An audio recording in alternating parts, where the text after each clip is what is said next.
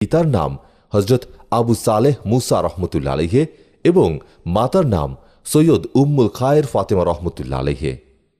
মাতা পিতা উভয়ে হজরত আলী রাদিয়াল্লাহু তাআলা আনহু এবং হজরত ফাতেমা রাদিয়াল্লাহু তাআলা আনহা এর বংশধর।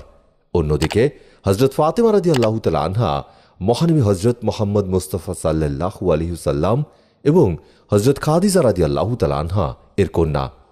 হজরত আলী রাদিয়াল্লাহু তাআলা আনহু এর দাদা ছিলেন আব্দুল মুত্তালিব এবং মহানবী হজরত মোহাম্মদ মুস্তাফা সাল্লাল্লাহু আলাইহি ওয়াসাল্লামের দাদাও ছিলেন আব্দুল মুত্তালিব।